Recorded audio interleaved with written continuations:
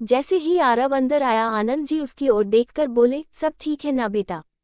अपने पापा की बातों को सुनकर आरव मुस्कुराते हुए बोला, चिंता करने की कोई बात नहीं है पापा, वो मेरे सिक्योरिटी के लिए आए थे। ये सुनकर शालिनी जी घबराते हुए बोली, सिक्योरिटी के लिए आए थे? लेकिन बेटा हमारे घर पर चारों तरफ सिक्योरिटी टाइट है, तो तुम्हें किस चीज़ की सिक्योरिटी जरूरत है? आरव बोला, आप फिक्र मत कीजिए माँ, वो सिर्फ आज के लिए है। ये कहकर अपने माँ के पास जाकर बैठ गया और उन सभी से बातें करने लगा। दादाजी बोले, तुम सब हम बूढ़ों के बीच बैठकर क्या बातें करोगे, जाओ उधर जाकर बातें करो। सभी लोग दादाजी की तरफ घूरकर देखकर बोले, क्या दादाजी आप ही, अभी तो आप जवान हैं। अभय की बातों को सुनकर दादाजी मचके लहजे में कहा, तो ठीक है, चलो तुम्हारे लिए एक और दादी लेकर आते हैं। ये सुनकर सभी लोग हैरानी से दादाजी की ओर देखकर बोले, दादाजी आप क्या बोल रहे हैं? आपको अगर दादी ऊपर से देखती होगी तो क्या बोलती होगी? ये सुनकर दादाजी बोले, अरे सोच रही होगी कि बुढ़ापा में सहारा देने वाली किसी को तो आना ही पड़ेगा। सब लोग दादाजी की बातों को सुनकर सभी हंसने। सभी जवान लोग साइड में आकर बैठ गए और बातें करने लगे। तभी दरवाजे से डॉक्टर नैना आती हुई दिखाई पड़ी। डॉक्टर को आते हुए देखकर करण बोला, भाई हमने तो डॉक्टर नहीं बुलाया है, फिर ये डॉक्टर मैडम क्यों आ रही है? करण की बातों को सुनकर आरव अभय की ओर देखकर बोला, वो डॉक्टर के साथ साथ इस घर की होने वाली छोटी बहू भी है। आरव ने जैसे ही ये कहा, अभय आरव की ओर देखकर बोला, तुम्हें कैसे पता चला कि वो मेरी गर्लफ्रेंड है? ये सुनकर आरव हंसते हुए बोला, मुझे आप लोगों के बारे में सब कुछ पता है। इतना ही, आप लोग क्या क्या काम करते हैं, मुझे सब कुछ पता है। अर्जुन बोला, क्या पता है तुम्हें हम सब के बारे में? तभी नैना उन सभी लोगों के बीच आकर बैठ गई और बोली, गुड मॉर्निंग भाई, अब कैसी है तुम्हारी तबीयत? अभय बोला, तुम अभी आ रही हो, इतना लेट? यही तो मेरा समय में आने का, और क्या मुझे और जल्दी आना था? उद्धरण चिन्ह। नैना की बातों को सुनकर अभय कुछ बोल नहीं सका। आरव नैना की ओर देखकर बोला, वैसे आप भैया को प्रपोज करते समय ये बात सोच लेनी चाहिए थी। कौन सी बात? नैना आरव की ओर देखकर कंफ्यूज होते हुए बोली। आरव बोला, यही कि आगे जाकर आपको अपनी मनमानी करने का मौका नहीं मिलेगा। वैसे मैंने सुना है कि आपने कॉलेज करते समय भैया को सबके सामने प्रपोज किया था। ये सुनकर नैना बोली, तुम्हें कैसे पता? अभय भी उसकी तरफ देखकर बोला, मैं आप लोगों से दूर जरूर था, लेकिन घर में घटने वाली हर घटनाओं के बारे में मुझे मालूम है। ये सुनकर वो सभी चौंक गए। आरव बोला, अर्जुन भैया और आदिति भाभी एक दूसरे को कॉलेज से ही प्यार करते हैं, लेकिन अर्जुन भाया अदिति भाभी के पिताजी से शादी की बात करने के लिए डरते थे, इस वजह से अदिति भाभी की शादी किसी और से होते होते बच गई। ये सुनकर अर्जुन और अदिति की ओर देखने लगी, जो हैरानी से आरव की ओर देखे जा रहा था। आरव मुस्कुराते हुए बोला, मुझे पता था कि अर्जुन भाया आपके पिताजी से बात करने के लिए कि घबराएंगे, इसलिए मैंने अब दोनों का एक वीडियो अधिराज जी को सेंड किया था और कहा था कि ये आपका होने वाला दामाद जो आपकी बेटी से बहुत प्यार करता है। उन्होंने मुझसे बहुत सारे सवाल किए, लेकिन मैंने इतना ही कहा, उसका नाम अर्जुन सिंह ओबरॉय है। ये सुनकर वो भी चौंक गए थे, लेकिन उन्होंने बाद में इसी लव मैरिज को अरेंज मैरिज बनाने का डिसीजन लिया। आरव की बातों को सुनकर सभी चौंक कर उनकी तरफ देखने लगे। आरव आदित्य की ओर देखकर बोला, आदित्य ने अभी तक 3 गर्लफ्रेंड पटा लिया है, लेकिन कोई रिलेशनशिप 2 या 3 महीने से ज्यादा नहीं चली है। आदित्य के इस खुलासे को सुनकर आदित्य, जिसने अपने मुंह में रसगुल्ला रखा था, उसका मुंह में अटक गया। भाई आपको ये भी पता है? आदित्य ने हैरानी से कहा, मुझे सबके बारे में पता है, राहुल भाया के बारे में भी, साहिल, अनु, अर्पिता और अतुल तुम्हारे बारे में भी पता है। आरव ने उनके सभी की ओर देखकर कहा। आरव की बातों को सुनकर सभी लोग हक्के बक्के होकर आरव की ओर देखने लगे। अतुल बोला, भाई घर में कोई ऐसा भी इंसान है जिसका कुंडली आपको पता नहीं है? आरव मुस्कुराते हुए बोला, घर में रहने वाले नौकर से लेकर सिक्योरिटी गार्ड, सफाई कर्मचारी, घर में जितना भी सदस्य हैं सबका सीक्रेट मालूम है मुझे। अतुल बोला, भाई आप फिक्र रहे हैं ना? आरव उसकी ओर देखकर बोला, अच्छा तो नित्या से तुम्हारा ब्रेकअप क्यों हुआ? ये सुनकर अतुल उसकी ओर देखकर बोला, नित्या? कौन नित्या? अतुल अनजान बनते हुए बोला, वही जो तुम्हें हर दिन कोई ना कोई गिफ्ट मांगती रहती थी। ये देख करके आरव को उसकी असलियत के बारे में पता है। अतुल बोला, तो क्या करता मैं क्या उसको शॉपिंग सेंटर लेकर जाता था? वो हर दिन मुझसे कोई ना कोई गिफ्ट मांगती रहती थी, इसलिए मैंने उसके साथ ब्रेकअप कर लिया। अतुल की बातों को सुनकर सब हंसने लगे। साहिल हंसने हुए बोला, अरे भाई गर्लफ्रेंड बनाए हो तो संभालने के लिए भी तो सीखो। ऐसी गर्लफ्रेंड हो तो मैं किसी को भी नहीं संभाल सकता, मैं अकेले ही ठीक हूँ। आरव मुस्कुराते हुए बोला, भाई गर्लफ्रेंड उसे बनाओ जो तुम्हारे साथ दे, अगर तुम गलत रास्ते पर तो तुम्हारे गाल पर एक थप्पड़ लगाकर तुम्हें सुधारने की कोशिश करें। अगर तुम किसी प्रॉब्लम में फंस जाओ तो उस प्रॉब्लम से निकालने में मदद करे। घर में अगर कोई तुम्हें सहारा या तुम्हारा भरोसा ना करे तो तुमको सहारा देने और भरोसा रखने वाली ऐसी प्रेमिका ढूंढो, वरना गर्लफ्रेंड बनाकर कोई फायदा नहीं है। आरव की बातों को सुनकर आदित्य बोला, सही कहा भैया आपने, अब मैं ऐसे ही एक गर्लफ्रेंड ढूंढूंगा और उसके साथ लाइफ टाइम रहूंगा। ये अच्छी बात है, लेकिन एक बात का हमेशा याद रखना भाई कि कभी भी उसकी औकात देखकर प्यार मत करना, चाहे वो गरीब हो या अमीर हो, उसे बराबरी से देखना। तुम्हारी जिंदगी उस लड़की से बेहतर वही लड़की देगी जिसे पैसों से प्यार नहीं तुमसे प्यार होगा। आदित्य की बातों को सुनकर आरव बोला। अदिति बोली, देवर जी आपको बड़ा पता है प्यार के बारे में, कहीं तुम भी तो छुपे रुस्तम नहीं हो।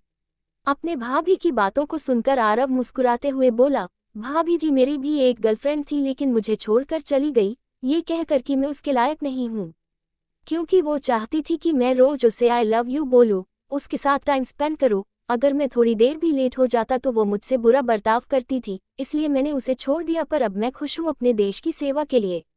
अदिति बोली, एक बात बताओ आरव, तुम्हें मौत से डर नहीं लगता? आरव मुस्कुराते हुए बोला, जब तुम्हारे अगल बगल खड़े हुए साथी से तुमने बीते रात हंसकर बात किया हो और उसके साथ खाना खाया हो, वही उस समय मरने लगे तो तुम्हें समझ में आ जाएगा कि मौत से डर कैसी लगती है। जो मुसीबत देखकर भागता हो या उसको डटकर मुकाबला करने वाला हो, वही होता है असली देशभक्त और उसे कभी मौत से डर नहीं लगता। पता है भाभी, मैं बीते 7 सालों में 4 बार कोमा में जा चुका हूँ और सही सलामत वापस भी आ चुका हूँ। भारत माँ मुझे जाने नहीं देगी।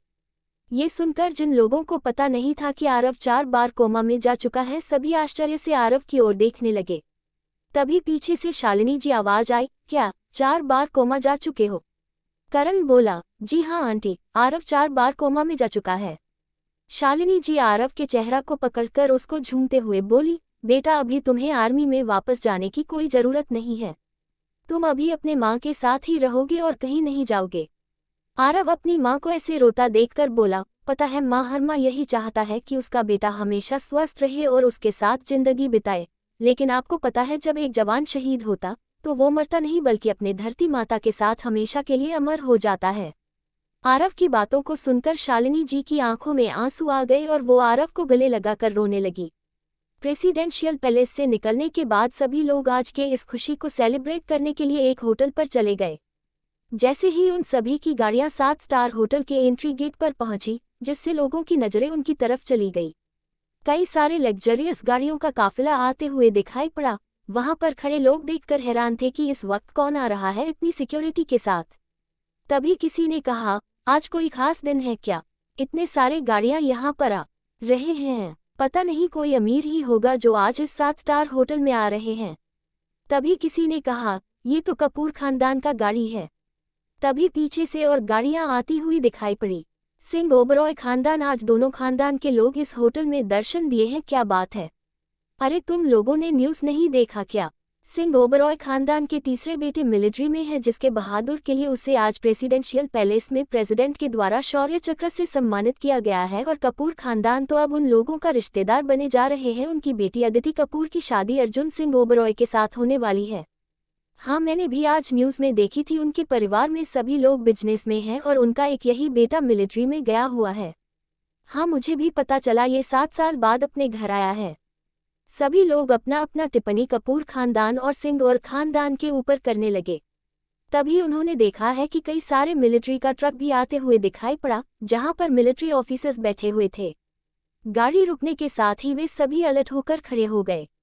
दोनों बड़े बड़े परिवार वालों को एक साथ देखकर लोगों के बीच हड़कंप मच गया, और मचना भी था क्योंकि दोनों परिवार मुंबई के सबसे बड़े परिवार में से एक हैं और सिंह ओबरॉय का बिजनेस पूरी दुनिया में फैला हुआ है। आर्मी ऑफिसर्स और बॉडीगार्ड ने घेरा बनाकर उन्हें अंदर ले जाया गया, जहां पर प्राइवेट रूम बुक किया गया था। लग्जूरियस कमरा और उसका डेकोरेशन देखकर करण बोला, अरे यार, सिर्फ खाना खाने ही तो आए थे, तो इतना लग्जूरियस होटल में आने की क्या जरूरत थी?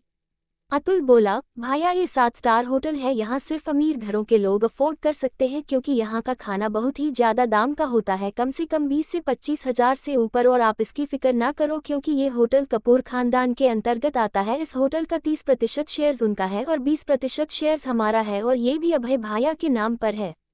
उनके जन्मदिन पर दादाजी ने उसे गिफ्ट किया था। ये सुनकर करण हैरान होकर बोला, 20% का शेयर्स। तभी पीछे से अभय बोला, ये सिर्फ मेरा नहीं है, इसमें आरव का भी हिस्सा है। दादाजी चाहते थे कि हम आरव भाई के लिए भी कुछ रखें तो इसकी आधी कमाई आरव के खाते पर जाता है।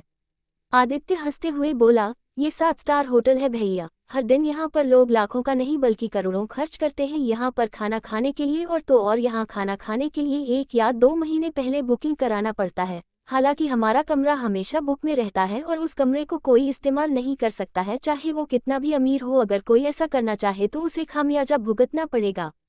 आदित्य की बातों को सुनकर करण की बोलती बंद हो गई। फिर सभी लोग कमरे पर पहुंच गए और अपने अपने स्थान पर जाकर बैठ गए। अभय नैना को इशारा करते हुए अपने पास बुला रहा था, लेकिन नैना आना नहीं चाहती क्योंकि दादाजी की नजरें उन दोनों पर गाड़ी थी, इसलिए उसने आने से मना कर दिया। दादाजी कटाक्ष करते हुए बोले, अर्जुन बेटा, तुम्हें जल्द से जल्द शादी करनी पड़ेगी वरना कोई और तुमसे आगे शादी करने की फिराक में है। दादाजी की बातों को सुनकर अर्जुन बोला, दादाजी कौन है वो? उनकी नजरों को पीछा करते हुए अर्जुन ने अभय और नैना की ओर देखकर कहा, दादाजी आपको नहीं लगता कि मेरे साथ इन दोनों की भी शादी कर देनी चाहिए? ये सुनकर अभय बोला, नहीं भाई नहीं, इतना जल्दी मैं हलाल नहीं होना चाहता हूँ। अभय की बातों को सुनकर नैना उसकी ओर घूर कर देखने लगी। जब अभय की नज़र नैना की नज़रों से मिली तो वो अपना सिर दूसरी तरफ घुमा लिया जहाँ पर अदिति उसे खा जाने वाली नज़रों से देख रही थी। तभी अर्जुन बोला, हे, क्या हम शादी करके हलाल होने वाले हैं? अभय घबराते हुए बोला, नहीं भाई नहीं, मेरा मतलब वो नहीं है, बस मैं अभी शादी नहीं करना चाहता, आप कर लीजिए, उसके बाद ही जब मेरा नंबर आ जाएगा तब मैं शादी कर लूँगा। इसके बाद तुम्हारा ही नंबर है बेटा। आनंद जी मुस्कुराते हुए बोले, हाँ पर अभी टाइम है ना पापा? ठीक है, फिर जिस दिन संगीत की रस्म होगी उस दिन हम तुम दोनों की सगाई कर देंगे। नैना बेटी, तुम उस दिन अपने पापा मम्मी को लेकर आ जाना, ठीक है? आनंद जी की बातों को सुनकर नैना शर्माते हुए बोली, जी अंकल।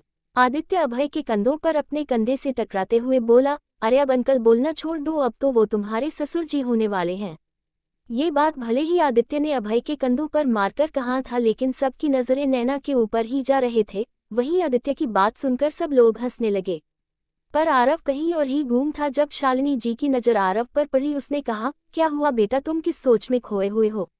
शालिनी जी की आवाज सुनकर आरव बोला, कुछ नहीं माँ, दरअसल जब मुझे किसी भी पुरस्कार से सम्मानित किया जाता था तो मैं आप लोगों को याद करता और चाहता था कि आप सभी मेरे इस सम्मान समारोह में सम्मिलित हो और मुझे सम्मान मिलता हुआ आपकी आंखों में जो खुशी होती वो मुझे सुकून दिलाता, क्योंकि आप लोगों के चेहरे में जो मुस्कान होती है वो मुझे मिलने वाले सम्मान से भी ज़्यादा खुशी प्रदान करती। जब भी मुझे सम्मानित किया जाता है तब उस वक्त सिर्फ कर्नल सर और ब्रिगेडियर सर ही होते थे समय जब मुझे सम्मानित किया जाता था और उस रात में उन लोगों के साथ जश्न मनाता। लेकिन आज आप सभी लोग मेरे साथ हैं तो मुझे मिलने वाले सम्मान समारोह पर सम्मिलित हुए आज मैं इतनी खुश हूँ कि मैं बयां नहीं कर सकता। पता है माँ, जब मैं अकेले होता तो कश्मीर की घाटियों की ओर घूमने के लिए निकल पड़ता, जिसकी वजह से एक बार मैं मरते मरते बचा हूँ। मुझे सम्मान मिलता उस हर वक्त मेरे आंखों के सामने मुझे आप सभी लोगों का अक्स नजर आता और मेरा एक ही सपना था कि जब मुझे मेडल मिले तो मेरे परिवार वाले मेरे साथ हो और मुझे सम्मान मिलते हुए दिखे। आरव की बातों को सुनकर सबों के आंखों में आंसू आ गई। अर्जुन, अभय और आदित्य आरव को गले लगाते हुए बोले, अब से जब भी तुम्हें सम्मानित किया जाएगा हम सभी तुम्हारे साथ होंगे। ये सुनकर आरव की आंखें दबा गई, उन सभी ने उसे अपने बाहों से भर लिया। अतुल बोला, भाई अब क्या सभी को रुलाओगे? हम लोग यहाँ पर खाना खाने के लिए आए हैं, न कि रोने के लिए। पता है कि ये आपके लिए एक भावुक पल है, लेकिन इतना भी भावुक मत हो जाना कि खाना खाने भूल जाएं और खाना ठंडी हो जाए। देखो यहाँ पर कितनी सारी डिश रखे हुए हैं। अतुल की बातों को सुनकर सभी लोग अतुल की तरफ घूरते हुए बोले, तुम्हें तो हमेशा ही खाने की पड़ी हुई होती है। अतुल ने सभी को देखकर मुस्कुराते हुए कहा, अरे भाई क्यों नहीं होगी, खाते पीते खानदान का जो हूँ। उसकी बातों को सुनकर सभी लोग हंसने लगे। आरव को आज वो खुशी मिल गई थी जो उसे चाहिए था, अपने परिवार से अपने को सम्मानित मिलते हुए देखना और सम्मानित मिलने के बाद एक साथ मिलकर खाना खाने के साथ साथ हंसी खुशी मिलकर रहना। खाना खाते खाते अधिराज जी बोले, सुनो बच्चों, कल तुम सभी शॉपिंग करने के लिए चले जाना, वैसे भी अब शादी के लिए काफी कम समय बाकी है। अधिराज जी की बातों को सुनकर आदित्य बोला, शॉपिंग करने के लिए क्यों, कुछ खास है क्या बेटा? तुम भूल गए हो क्या, अर्जुन और अदिति की शादी का तारीख सामने आ गया है। अधिराज जी ने कहा। आनंद जी भी बोले, सही कहा आपने भाई, हम तो अभी बूढ़े हो गए हैं, तुम सब अभी जवान हो, कल सभी शॉपिंग के लिए चले जाना, हमको कौन देखने के लिए आने वाला है। अर्जुन बोला, ठीक है पापा, लेकिन मुझे कंपनी में कुछ काम है, मैं कंपनी होकर आ जाऊंगा। आरव बोला, क्या भाया आप अगले दिन चले जाएगा कंपनी? शालिनी जी भी बोली, हाँ, कंपनी जाने की कोई जरूरत नहीं है, शंकर जी संभाल लेंगे, तुम कल शॉपिंग के लिए जाओगे। पर माँ, अर्जुन कुछ बोल पाता उससे पहले ही शालिनी जी घूर कर बोली, कल जाओगे मतलब कल ही जाओगे, ठीक है ना? अभय बोला, अरे भाई अभी तो अपनी माँ की सुन लो, क्योंकि कुछ ही दिनों बाद तुम्हें अदिति भाभी की ही सुननी पड़ेगी, वरना वो नाराज हो जाएगी और तुम्हें तो मनाना भी आता नहीं है। ये सुनकर अर्जुन झिप गया और अदिति की ओर देखने लगा, जो शर्मिंदगी से अपना सर नीचे झुकाकर मुस्कुरा रही थी। लंच करने के बाद सभी लोग तैयार हो गए। कपूर फैमिली पहले से तैयार थे, इसलिए उन लोगों को तैयार होने की जरूरत नहीं पड़ी। आनंद जी बोले, आप सभी भी चलिए हम लोगों के साथ, आज आरव को शौर्य चक्र से सम्मानित किया जाने वाला है, आप भी हमारे इसी खुशी में शामिल होइए। अधिराज जी बोले, ये तो बहुत ही खुशी की बात है और इस खुशी में हम सभी लोग सम्मिलित होना चाहते हैं। आनंद जी मुस्कुराते हुए बोले, ठीक है फिर आप लोग यहीं पर हमारा इंतजार कीजिए, हम सभी तैयार होकर आते हैं। ये कहने के बाद सभी लोग तैयार होने के लिए अपने अपने कमरे में चले गए। आदिति अपने पापा की ओर देखकर बोली, पता है पापा, आरव के शरीर में 130 गोलियां लगी है। अपने बेटी की बातों को सुनकर अधिराज जी भौचक्के होकर अदिति को देखने लगे। उन्होंने कहा, क्या बात कर रही हो, लेकिन ये कैसे हो सकता है? हाँ पापा, और वो 4 बार कोमा में जा चुका है बीते इन 7 सालों में। अपने पापा की हैरानी को देखकर अदिति बोली। ये सुनकर अधिराज जी और भी ज्यादा भौचक्के हो गए। तभी पीछे से एक लड़के की आवाज आई, एक्सक्यूज मी। किसी की आवाज को सुनकर सभी ने पीछे की तरफ मुड़कर देखा तो एक 20-25 साल का एक लड़का उनकी ओर आ रहा था। उसने कहा, आरव कहाँ है? उस लड़के को आरव के बारे में पूछता देखकर अधिराज जी बोले, आरव बेटा तैयार होने के लिए गया है। ओ अच्छा, वैसे, उस लड़के ने कहा। वैसे तुम हो कौन? अधिराज जी पूछा। अंकल, मैं उसका जिगरी यार हूँ, मेरा नाम अरविंद है, हम दोनों एक ही साथ पढ़ाई करते थे। अरविंद की बातों को सुनकर अधिराज जी सक भरी नजरों से उसकी ओर देखकर बोले, वैसे तुम्हें कैसे पता चला कि आरव घर आ चुका है? सामने खड़े इंसान के सवालों को सुनकर अरविंद मुस्कुराते हुए बोला, अंकल मैंने कल न्यूज़ में देखा था, मैंने आरव को कॉल किया था तो उसने ही मुझे अंदर आने के लिए परमिशन दिलवाया। उसे लड़के की बातों को सुनकर अब उन्हें उसे पर थोड़ा थोड़ा यकीन होने लगा, क्योंकि बाहर जिस तरीके की सिक्योरिटी का इंतजाम किया गया है, कोई भी किसी अनजान शख्स को ऐसे ही अंदर आने नहीं दे सकते हैं। थोड़ी देर बाद पूरा सिंह ओबरॉय परिवार तैयार होकर नीचे चले आए। करण अपने आर्मी ऑफिसर की ड्रेस में तैयार होकर आरव के कमरे की ओर जाकर देखा, जहां आरव तैयार हो रहा था। उसकी चेहरे की मुस्कान देखकर करण बोला, आज तुम बहुत ही ज्यादा खुश दिखाई दे रहे हो। आरव उसकी ओर मुड़कर बोला, खुशी क्यों नहीं होगी भाई, मेरा सपना था कि मेरे परिवार वाले मुझे सम्मानित मिलते हुए देखें। ये सुनकर करण बोला, आज वो सपना पूरा होने वाला है। करण की बातों को सुनकर आरव ने उसे गले लग गया। सिंह ओबरॉय मेंशन में सभी लोग तैयार खड़े हुए आरव और करण का इंतजार कर रहे थे। तभी उन्होंने देखा करण और आरव अपनी आर्मी ड्रेस में था, जिसके सिने पर कम से कम 19 मेडल लटके हुए थे और वहीं करण के सिने पर 7 मेडल लटके हुए थे। ये देख शकर आदित्य बोला, इतना सारा मेडल? फिर वो चलकर आरव के पास जाकर बोला, भाई आपको इतना सारा मेडल मिला है? आदित्य की बातों को सुनकर आरव उसके कंधे में हाथ रखकर मुस्कुराते हुए बोला, हर मेडल को हम अपने वर्दी में नहीं लगा सकते, अगर हम सभी मेडल को वर्दी में लगा सकते तो अब तक कोई जगह खाली नहीं होता जहां मेरे वर्दी पर मेडल लटकाना ना होता। आदित्य बोला, इतना सारा मेडल आपने जीता है, ये मेरे बहादुरी का प्रमाण है, जिसे ये साबित होता है कि मैं अपने देशवासियों के लिए अपना हाथ बढ़ाया है और मुझे ये सभी अपने कर्तव्य को निष्ठा से पूर्ण करने के लिए मुझे ये मेडल सम्मान के लिए मिला है। और ये जो मेरा छाती में लटक रहा है, ये कोई मामूली मेडल नहीं है, ये वो मेडल है जिसने मुझे ये एहसास दिलाया है कि आर्मी में रहकर मैंने क्या पाया, क्या खोया है। आरव की बातों को सुनकर सभी लोग उसकी तरफ नम आंखों से देख रहे थे। उन सभी को ऐसा देखता पाकर आरव बोला, आप लोग मुझे ऐसे ही देखते रहेंगे क्या? तभी आरव की नजरें अरविंद पर गई। उसने कहा, अरे मेरे भाई कैसा है तू? ये कहकर उसने उसे गले से लगा लिया। अरविंद बोला, भाई हम तुमको बहुत मिस किया हूँ, तुम कहाँ चले गए थे? हमें जब मालूम पड़ा कि तू घर छोड़कर चला गया है तो हम तुमको कहाँ कहाँ नहीं ढूंढे, हम कितना टेंशन में रहनी मालूम बा तुम्हारे खातिर। ये सुनकर आरव मुस्कुराते हुए बोला, भाई हम तुमको पहले भी कह रही कि हमें कुछ ना हुई, तो के टेंशन लेवे कर कोनो जरूरत नहीं खे। इन दोनों की बातों को सुनकर आदित्य बोला, ये क्या बातें कर रहे हैं भाई, मुझे तो कुछ समझ में नहीं आ रहा है। आदित्य को कंफ्यूजन में अपना सर खूजाता देखकर अभय बोला, ये दोनों बनारसी भाषा बात कर रहे हैं। वो अच्छा, भाई को बनारस भी आती है, मुझे तो पता ही नहीं था।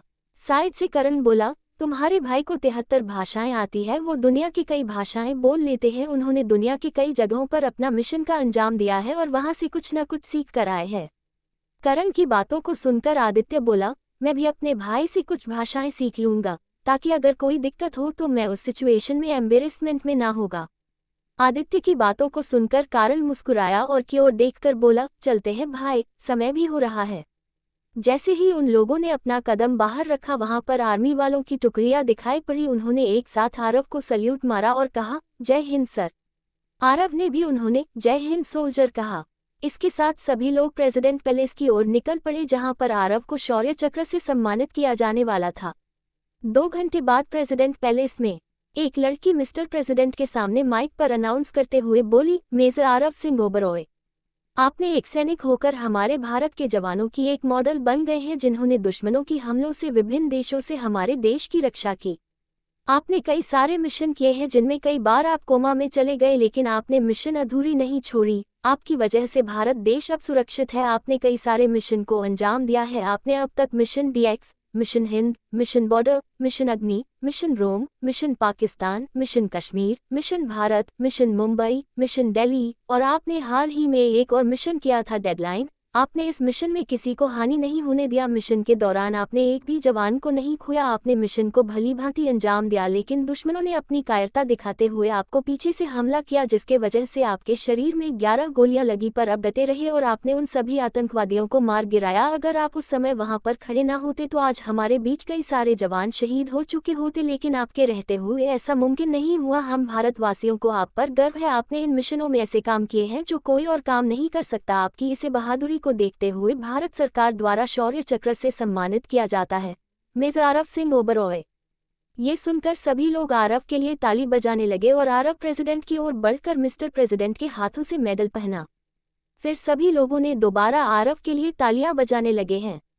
आरव को आज पहली बार इतनी खुशी मिली थी जो कभी नहीं मिली थी, क्योंकि आज से पहले उसका पूरा परिवार उसके साथ नहीं होता था, परंतु आज अपने पूरे परिवार वालों के साथ था। उसकी आंखों से आंसू बहने लगे। आरव ने अपना पुरस्कार प्राप्त किया और वापस लौट गए। उनके सभी परिवारों ने उसे गले लगाया और उसे बधाइयां दी। सभी लोग बहुत खुश थे। आनंद जी बोले, आज की इस खुशी के लिए आज मैं अपने घर पर एक जबरदस्त पार्टी दूंगा। ये सुनकर अर्जुन बोला, नहीं पापा, उसकी अभी जरूरत नहीं है, क्योंकि अभी आरव की तबीयत पूरी तरह से ठीक नहीं हुई है। ये सुनकर आरव बोला, अर्जुन भैया ठीक बोल रहे हैं, इसी खुशी में आज रात को हम सभी मिलकर साथ में डिनर करेंगे। आरव की बातों को सुनकर सभी लोग खुश हो गए। उन्हें भी पता था कि इस वक्त आरव की कंडीशन कैसी है, ऐसे में पार्टी करना आरव की सेहत के लिए हानिकारक हो सकता है। और वैसे भी पार्टी तो कभी भी मनाई जा सकती है, बस परिवार वालों का साथ होना चाहिए। आधी रात को आने के वजह से सभी लोग अभी तक सो रहे थे। आनंद जी शालिनी जी से बोले, बच्चे उठे कि नहीं, यह अभी तक सो रहे हैं क्या? शालिनी जी बोली, कल सभी आधी रात को आए थे, इसलिए अब तक सो रहे हैं। अपने पत्नी की बातों को सुनकर आनंद जी चौंकते हुए बोले, क्या वो सभी अभी तक सब सो रहे हैं? तभी पीछे से उन्हें एक प्यारी सी आवाज आई, गुड मॉर्निंग माँ, गुड मॉर्निंग पापा। अदिति को इतनी सुबह सुबह देखकर आनंद जी बोले, अदिति बेटा आओ आओ, गुड मॉर्निंग। कैसी हो? मैं अच्छी हूँ पापा, आप कैसे हैं? और बाकी ये क्या बात है, बाकी सब कहाँ है? अदिति उनके अगल बगल देखते हुए बोली। उसे लग रहा था कि वो खुद लेट हो रही है, इसलिए उसने हड़बड़ी में अपने ड्राइवर को फुल स्पीड में गाड़ी चलाते हुए सिंह ओबरॉय मेंशन लेकर चली आए। लेकिन यहाँ पर तो कुछ और ही माहौल लग रहा था। शालिनी जी बोली, बेटा वो सभी अभी तक घोड़े बेचकर सो रहे हैं। तभी किचन से पूर्वी और नम्रता जी आते हुए दिखाई पड़ी। आदिति उनकी ओर देखकर बोली, गुड मॉर्निंग चाची। अरे आदिति बेटा, गुड मॉर्निंग, कैसी हो? दोनों चाचा मुस्कुराते हुए अदिति से बोली, मैं अच्छी हूँ चाची, आप लोग कैसे हैं? उद्धरण चिन्ह, हम भी बढ़िया है। आज इतनी सुबह सुबह कुछ खास बात है क्या, या कि तुम्हें रहा नहीं जा रहा है यहाँ पर आने के लिए? पूर्वी जी शर्राती में बोली। अदिति शर्माते हुए बोली, ऐसी बात नहीं है चाची, दरअसल आज हम सभी शॉपिंग के लिए जाने वाले हैं, इसलिए आज मैं इतनी जल्दी सुबह सुबह आपके घर पर आई हूँ। नम्रता जी बोली, ओ हाँ, तुम तो आ गई पर सभी अब तक सो ही रहे हैं, पता नहीं कुंभकर्ण की आदत इन लोगों पर कैसे आ गई। अदिति बोली, कोई बात नहीं चाची, मैं इंतजार कर लूंगी। तभी पीछे से सावित्री जी की आवाज आई, बेटा तब तक तुम ये पकौड़े खाओ, मैं उन सभी को बुलाकर आती हूँ। तभी बाहर से आरव और करण आते हुए दिखाई पड़े। आनंद जी जो इस वक्त सोफे पर बैठकर पेपर पढ़ रहे थे, उन्होंने उन दोनों से कहा, बेटा तुम लोग इतनी सुबह सुबह कहाँ गए हुए थे? अपने पापा की आवाज को सुनकर आरव बोला, बाहर टहलने गए हुए थे पापा, डॉक्टर ने कहा सुबह सुबह रोज टहलने के लिए। उद्धरण चिन्ह। तभी उसकी नजर अदिति पर पड़ी, उसने मुस्कुराते हुए कहा, गुड मॉर्निंग भाभी। अदिति भी मुस्कुराते हुए बोली, गुड मॉर्निंग देवर जी, अब आपकी तबीयत कैसी है? आरव बोला, बस कुछ चोटें ठीक होने में बाकी है, बाकी मैं अभी ठीक हूँ। और पूरी तरीके से ठीक होने के लिए मेरी जरूरत तुम्हें जरूर पड़ेगी। आरव पीछे मुड़कर देखकर बोला, डॉक्टर नैना आए, ओ सॉरी गलती हो गया छोटी भाभी। ये सुनकर नैना झेप गई और बोली, बताओ कैसी हो और तुम्हारी तबीयत? मैं अभी बिल्कुल ठीक हूँ भाभी, आरव ने मुस्कुराते हुए कहा। अर्जुन के कमरे में जैसे ही सावित्री जी उसके कमरे में पहुंची और उसे उठाने लगी, अर्जुन ने उनके हाथों को पकड़कर बोला, अरे अदिति तुम्हें कहीं जाने की जरूरत नहीं है, तुम यहीं पर रुको, मैं उठ जाऊंगा। वो नींद में बड़बड़ाना लगा। ये देखकर सावित्री जी मुस्कुराने लगी। सावित्री जी को अर्जुन के कमरे में देखकर शालिनी जी बोली, क्या बात है? तभी सावित्री जी ने शालिनी जी को अपने पास बुलाकर कहा, अपने बेटे की हरकतें को देखो, मुझे अदिति समझ रही है। रुको मैं अभी इसका एक वीडियो बनाती हूँ। उसके बाद शालिनी जी अपना मोबाइल निकाला और अर्जुन का वीडियो रिकॉर्ड करने लगा। अर्जुन की हरकतें को देखकर सावित्री और शालिनी जी भौचक्के के होकर उसे देखने लगे। जैसे ही अर्जुन सावित्री जी को अदिति समझकर किस करने के लिए आया ही था कि एक चपत उसके सिर पर पड़ी, जिसके वजह से वो घबराकर उठ गया और अपनी आंखें खोलकर देखने लगा। जहां पर आदिति के जगह पर सावित्री जी उसके सामने बैठी हुई थी और बगल में शालिनी जी उसका वीडियो बना रहे थे। ये देखकर अर्जुन बोला, माँ, चाची आप दोनों इस वक्त मेरे कमरे में क्या कर रहे हैं? अर्जुन के चेहरे की ओर देखकर शालिनी जी बोली, अगर आज सुबह हम दोनों तुम्हारे कमरे पर नहीं आते तो तुम्हारे हरकतों के बारे में हमें कैसे पता चलता? हरकतें? कैसे हरकतें हैं? अर्जुन कंफ्यूज होकर अपनी माँ और चाची की ओर देखकर बोला। सावित्री जी बोली, वही हरकतें जो अभी तुम कह रहे थे, जिसका सबूत तुम्हारी माँ के मोबाइल फोन पर है। अपने चाचा की बातों को सुनकर अर्जुन शालिनी जी को देखकर बोला, माँ आप अभी के अभी मेरा वीडियो डिलीट कर दो, अगर किसी ने देख लिया तो गड़बड़ हो जाएगा। अर्जुन के चेहरे की ओर देखते हुए शालिनी जी मुस्कुराते हुए बोली, अगर तुमने 2 मिनट पहले बोल दिया होता बेटा तो मैं कुछ कर सकती थी। अब ये वीडियो तुम्हारे होने वाली बीवी के मोबाइल फोन पर चला गया है। वही हाल में बैठी अदिति नम्रता जी से बातें कर रही थी। अपने मोबाइल मैसेज टोन की आवाज को सुनकर अदिति अपना व्हाट्सएप चेक करने लगी, जहां पर उसे शालिनी जी ने एक वीडियो भेजा। वो उस वीडियो को गौर से देखने लगी। पूरी वीडियो देखने के बाद वो भौचक्की होकर अपने मोबाइल की स्क्रीन को देखने लगी। जब आनंद जी की नजरें अदिति की ओर पड़ी, जो इस वक्त हैरानी भरी नजरों से अपनी मोबाइल की स्क्रीन को देखे जा रही थी, तो वो अपने आप को उसकी तरफ जाने से रोक नहीं पाया। आनंद जी भी उसकी तरफ देखने से अपने आप को रोक नहीं सके और उन्होंने अदिति के पीछे जाकर उसके फोन पर जब नजर पड़ी तो वो भी भौचक्के होकर देखने लगे। ये नालायक क्या कर रहा है? आनंद जी की आवाज को सुनकर अदिति पीछे मुड़कर देखने लगी, जहां पर उसके होने वाले ससुर जी उसके मोबाइल की ओर देखे जा रहे थे। अपने बेटे ऐसी हरकतें को देखकर आनंद जी बोले, पता नहीं शादी के बाद क्या होगा इसका। नम्रता जी बोली, आप उसकी चिंता मत करिए, जेठ जी अदिति है ना उसे संभालने के लिए। ये सुनकर अदिति झेप गई।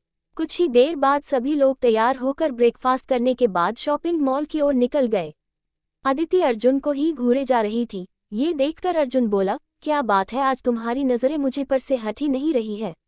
आदिति बोली, अगर आज मैं सुबह तुम्हारे घर पर नहीं आती तो मुझे तुम्हारी इन हरकतों के बारे में मुझे कैसे पता चलता? हरकतें? कैसी हरकतें? पीछे से आदित्य की आवाज आई, तुम्हारे बड़े भाई से ही पूछ लो। ये कहकर अदिति वहां से चली गई। अदिति को वहां से जाते देखकर अर्जुन को आज के अपनी हरकतों के बारे में याद आते ही उसे अजीब सा महसूस होने लगा। तभी आदित्य की आवाज आई, भैया आपने कैसी हरकतें की है जिसकी वजह से भाभी नाराज हो गई? तुम अपना मुंह बंद करो। ये कहकर अर्जुन अदिति के पीछे दौड़ पड़ा। अतुल ने आरव से कहा, चलो भाई आज हम खूब शॉपिंग करेंगे और खूब मस्ती भी करेंगे। ठीक है फिर चलो, आरव ने भी मुस्कुराते हुए कहा। अर्पिता बोली, भाई मुझे लहंगा खरीदना है, चलिए ना। ये कहकर सभी लोग अपना अपना सामान खरीदने के लिए इधर उधर हो गए। वैसे भी आरव से कई सारे आतंकवादी उसका नाम सुनकर ही कांपने लगते हैं, लेकिन इस वक्त तो कप्तान के सामने खुद आरव साक्षात खड़ा हुआ था। ऐसे में भगाना और अपनी जान बचाना दोनों ही बेकार था। तभी मॉल का गेट खुला। आर्मी और पुलिस वालों ने आतंकवादियों को चारों तरफ से घेर लिया था। आर्मी चीफ बोले, अगर कोई तुम्हारा साथी छुपे हुए हैं तो उन लोगों को सरेंडर करने के लिए बोल दो, वरना सब के सब मारे जाओगे। आर्मी चीफ की बातों को सुनकर आरव मुस्कुराते हुए बोला, चिंता करने की कोई बात नहीं है ऑफिसर, बाकी के सभी आतंकवादी नर्कलोक की यात्रा के लिए निकल चुके हैं। किसी की जानी पहचानी आवाज सुनकर वो ऑफिसर जैसे ही पीछे मुड़कर देखा, उसकी आंखें हैरानी से बड़ी हो गई और वो तुरंत दौड़कर उसके पास जाकर आरव को सल्यूट करते हुए बोला, जय हिंद सर। ये सुनकर बाकी आर्मी ऑफिसर ने भी उन्हें सल्यूट किया। सर आप यहाँ? आर्मी चीफ ने आरव से कहा। आरव ने मुस्कुराकर कहा, हाँ सर, वो दरअसल कुछ दिन बाद मेरे बड़े भाई की शादी होने वाली है। ये सुनकर आर्मी चीफ अर्जुन और उसके भाई और बहनों की ओर देखकर अपना सिर हिलाया। कमिश्नर आरव के पास जाकर बोला, अगर आप जैसे जवान हमारे देश की सेवा में हैं तो हम देशवासी चैन से सोते पते हैं। आप अभी तक पूरी तरह से रिकवर नहीं हुए हैं, फिर भी आपने इन आतंकवादियों को उनके मंसूबों को कामयाब होने से रोका है। आज हमारा डिपार्टमेंट आपको सल्यूट करता है। ये कहकर कमिश्नर और बाकी के सभी पुलिस वालों ने भी आरव को सल्यूट किया और बाकी सभी ताली बजाने लगे। आर्मी चीफ बोले, पर इसके बाकी साथी कहाँ पर हैं? आरव बोला, यहाँ पर 9 आतंकवादियों ने इस मॉल को हाईजैक किया था, जिसमें से एक आपके सामने है, 2 यहाँ पर पड़े हुए हैं, 1 पार्किंग एरिया में है, 1 सिक्योरिटी कैबिन अंदर में है और 1 सेकंड फ्लोर पर है और बाकी के बचे 2 पीछे में है। आर्मी चीफ मुस्कुराते हुए बोले, वाह सर, आपने तो सभी को अच्छा सबक सिखाया है। आखिर इन लोगों को पता भी तो चले कि इंडिया में अगर कोई दुश्मन हमला करने की कोशिश करे तो उनका अंजाम क्या होता है।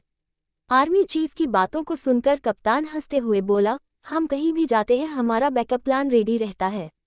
ये कहकर उसने अपनी घड़ी की ओर देखकर बोला, ठीक 2 मिनट बाद यहाँ पर एक जोरदार धमाका होगा और यहाँ पर सभी यहाँ पर मौजूद लोग मारे जाएंगे। ये सुनकर सभी लोग इधर उधर भागने लगे। उन सभी को ऐसे इधर उधर भागते देखकर करण बोला, अरे भागने की कोई जरूरत नहीं है। ये कहकर करण एक थैला निकालता है जिसमें RDX से भरा बम बनाया हुआ था, जिसे डिफ्यूज किया गया था। ये देखकर कप्तान बोला, तुमने हमारे मंसूबों को खत्म कर दिया है, हम तुम्हें नहीं छोड़ेंगे। आरव हंसते हुए बोला, पता है जब मैं ड्यूटी में रहता हूँ अगर कोई आतंकवादी मेरे सामने दिखाई पड़ता है तो मैं उन पर रहम नहीं दिखाता हूँ। मैंने अब तक 600 से भी ज्यादा आतंकवादियों का खात्मा किया है और आज 8 आतंकवादियों का मुझे तो गिनती भी मालूम नहीं है कि मैंने कितने आतंकवादियों का खात्मा किया है। आरव की बातों को सुनकर कप्तान बोला, हमारे आकाओं को जब ये खबर मिलेगी तो वे हिंदुस्तान को तबाह करने के लिए जरूर कुछ न कुछ करेंगे। आरव मुस्कुराते हुए बोला, तुम्हारे सबसे बड़े आका का नाम मुझे मालूम है, बिलाल अहमद अख्तर यही है ना? आरव की बातों को सुनकर कप्तान बोला, तुम उन्हें कैसे जानते हो? आज तक वो किसी के सामने भी नहीं आए हैं। आरव बोला, हमने मिशन पाकिस्तान को अंजाम दिया था जिसमें मैंने बिलाल अहमद अख्तर को हमेशा हमेशा के लिए नींद में सुला दिया है। तुम सभी यही सोचते हो कि वो अभी तक जिंदा है, लेकिन उसे मरे हुए 2 साल हो गए हैं। आरव की बातों को सुनकर कप्तान हैरान हो गया। उसने बोला, काफिर हम तुम्हें नहीं छोड़ेंगे, यहूदी खान तुम्हें नहीं छोड़ेगा, वो तुम्हें तुम्हारे वतन में घुसकर मारेगा। आरव मुस्कुराते हुए बोला, ब्रिगेडियर सर की वजह से यहूदी खान अभी तक जिंदा है, नहीं तो मिशन कश्मीर में ही मैं उसे मौत के घाट उतार चुका होता मैं, लेकिन हमें कुछ जानकारियों की जरूरत थी उससे, इसीलिए हमने उसे जिंदा छोड़ दिया। तुम्हें क्या लगता है हमने उसे यूं ही अभी तक जिंदा रखा है?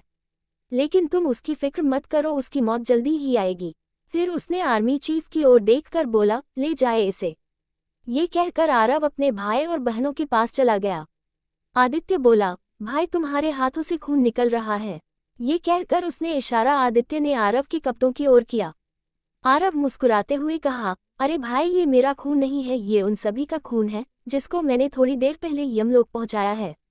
ये कहकर आरव अपने हाथ से अपने कपड़ों को झड़ने लगा। तभी कुछ रिपोर्टर्स आरव की ओर दौड़ते हुए आने लगे। सर एक्सक्यूज मी सर, जरा बताएं कि आपने ये सब कैसे किया? कि आपको पता था कि यहाँ पर टेररिस्ट अटैक होने वाला है? प्लीज सर हमें जवाब दीजिए, हमें जानना है कि आपने ये सब कैसे किया।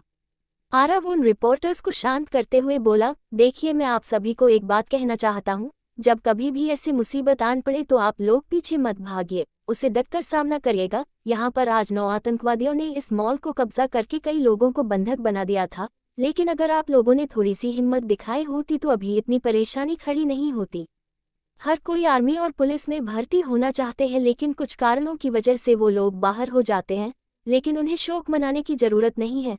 वो लोग अपना काम बिना वर्दी के भी कर सकते हैं। अगर आपको लगता है कि ये काम गलत है तो आप उन्हें आवाज़ उठाकर बंद करवा सकते हैं। कई लोग नहीं बल्कि सभी लोग जैसे सोशल मीडिया में जुड़े हुए रहते हैं। अगर आप लोग बाहर से अंदर की तरफ कुछ मदद भेज सकते तो अभी इन कुछ लोगों की मौत नहीं होती। आरव की बातों को सुनकर एक लड़का बोला, लेकिन सर आम आदमी कर ही क्या सकते हैं, ना ही उनके पास हथियार होते हैं और ना ही उन्हें सुनने के लिए कोई होता है। उद्धरण चिन्ह। आरव उस लड़के की बातों को सुनकर बोला, ऐसे लोगों का एक ही इलाज है, सोशल मीडिया। आजकल सोशल मीडिया इतना तरक्की कर चुका है कि छोटा से छोटा आदमी बड़ा हो सकता है और बड़े से बड़े आदमी छोटे हो सकते हैं। That's the power of social media. अगर आप लोग इसका सही इस्तेमाल करेंगे तो दूसरों की जिंदगी और भी बेहतर हो सकती है जो इनमें फंसे हुए रहते हैं। उद्धरण चिन्ह। आरव की बातों को सुनकर एक रिपोर्टर बोला, वैसे सर आप हैं कौन? आपको इस शहर में कभी नहीं देखा है। आरव मुस्कुराते हुए बोला, मेरा काम इस शहर में नहीं है, मैं बॉर्डर पर रहकर देश की रक्षा करता हूँ। अपनी जान की बाजी लगाकर भारत माँ की खोई हुई इज्जत को बचाता हूँ। मैं एक आर्मी ऑफिसर हूँ, कुछ कारणों की वजह से मैं फिलहाल अभी छुट्टी पर हूँ। एक रिपोर्टर मुस्कुराते हुए बोला, सर आप छुट्टी पर रह के भी आज आपने एक बहुत बड़ी हादसा होने से बचा लिया है। हमें इंडियन आर्मी पर गर्व है। आप जैसे जवान हमारे देश की सेवा में हैं। आप छुट्टी पर होकर भी अपना ड्यूटी निभा रहे हैं। उद्धरण चिन्ह। आरव मुस्कुराते हुए बोला, सैनिक अपना छुट्टी कभी नहीं मनाते हैं, चाहे वो घर पर हो या बॉर्डर पर। Soldier always on duty. Aarav की बातों को सुनकर सभी लोग तालियां बजाने लगे।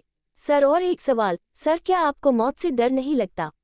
उस आदमी की बातों को सुनकर आरव हंसते हुए कहा, वो इंसान जो मौत को खिलवाड़ समझता है, उसे मौत से डर नहीं लगता। अगर आप किसी भी और जहां पर भी कोई भी नौकरी करते हैं तो आपको डर से दूर रहना होगा। अगर आपके मन में भय है तो आप उस मुकाम पर कभी नहीं पहुंच सकते। एक लड़की बोली, वैसे सर आपका नाम क्या है? आरव मुस्कुराते हुए बोला, मेजर आरव सिंह ओबरॉय। वहां पर खड़े सभी लोगों ने उसे सल्यूट किया। अगर आप जैसे ऑफिसर हमारे भारत देश के रक्षक हैं तो इस भारत देश में कोई भी दुष्कर्म करने वाले लोग जिंदा नहीं बचेंगे। हमें नाज है कि हम इस भारत देश के रक्षक बने हैं। जय हिंद। आरव जैसे ही वहां से अपने भाइयों और बहनों के साथ घर की ओर आने लगा तभी उसकी मोबाइल बजने लगा। अननोन नंबर देखकर आरव बोला, ये कौन है? ये कहकर जैसे ही उसने कॉल पिक किया, दूसरी तरफ से किसी आवाज आई, हेलो मिस्टर आरव। आरव अपना नाम सुनकर बोला, हेलो आप कौन? सामने से उस शख्स ने कहा, मैं जो भी हूं पर आपकी काम से बहुत ही खुश हूं, इसलिए मैं आपको कल के डिनर के लिए इनवाइट करना चाहता हूं। आप अपने पूरे परिवार के साथ मेरे घर पर आएंगे। मैं आपको कल एड्रेस सेंड कर दूंगा। आप सभी शाह परिवार सहित आना होगा, वरना मेरे आदमी आपको और आपके परिवार वालों को लेने के लिए आपके घर चले आएंगे। And thank you once again, see tomorrow night. ये कहकर कॉल कट गया। आरव मोबाइल को घूर कर देखते हुए बोला, कौन है ये और कौन सा काम पसंद आ गया है मेरा जो मुझे डिनर पर इनवाइट कर? आखिर कौन है ये इंसान जो आरव को खुलेआम धमकी देकर उसे डिनर के लिए इनवाइट कर रहा है? क्या आरव डिनर के लिए मानेगा और क्या होगा जब वो उस अनजान आदमी से मिलेगा? जानने के लिए पढ़ते रहिए और तब तक के लिए पढ़ते रहिए सोल्जर ऑन टाइम, सिर्फ पॉकेट एफएम और पॉकेट नोबल पर। इस खबर को फैलने के लिए थोड़ी सी भी देर नहीं लगी, क्योंकि यह मुंबई का सबसे मशहूर मॉल है जहां पर अमीर से अमीर लोग यहां पर शॉपिंग करने के लिए आते हैं। लेकिन आज अचानक इस जगह पर कुछ आतंकवादियों ने कब्जा कर लिया है।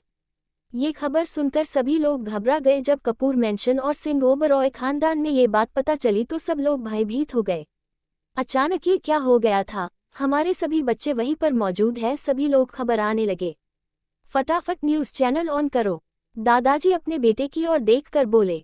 न्यूज़ चैनल का ऑन करते ही न्यूज़ चलने लगी। एक न्यूज़ रिपोर्टर सिटी मॉल के बाहर से इस हादसे को कर रही थी। ब्रेकिंग न्यूज़, आज मुंबई का सबसे बड़ा मॉल में आतंकवादियों ने कब्जा कर लिया है। बताया जा रहा है कि मॉल के अंदर कई बड़े बड़े परिवार के लोग वहां पर मौजूद हैं और ये भी बताया जा रहा है कि कम से कम 7 या 8 आतंकवादियों ने मॉल पर कब्जा कर लिया है।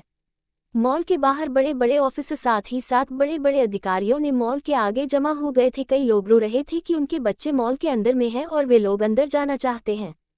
तभी अंदर से एक आतंकवादी ने कहा, हमें यहूदी खान की रिहाई चाहिए। अगर उन्हें रिहाई नहीं मिली तो हम एक घंटे में 1-1 लोगों की लाशें आप लोगों को भेजते रहेंगे। उन्होंने एक फरमाइश रखी कि एक रिपोर्टर वहां की लाइव कवरेज दिखाएं ताकि ये पता चले कि आतंकवादियों की पावर क्या होती है। लेकिन कोई अंदर जाने की हिम्मत नहीं कर रहा था। लेकिन कुछ समय के बाद एक रिपोर्टर ने हिम्मत करते हुए अंदर गया और वहां की लाइव न्यूज़ दिखाने लगा, जहां पर सभी लोगों के बीच कपूर खानदान और सिंह ओबरॉय खानदान के बच्चे बैठे हुए थे। जब उनके माता पिता ने उन सभी को वहां पर बैठे हुए देखे तो वे लोग रोने लगे। अपने बच्चों को भीड़ में बैठा देखकर शालिनी जी रोते हुए बोली, अब मेरे बच्चों का क्या होगा।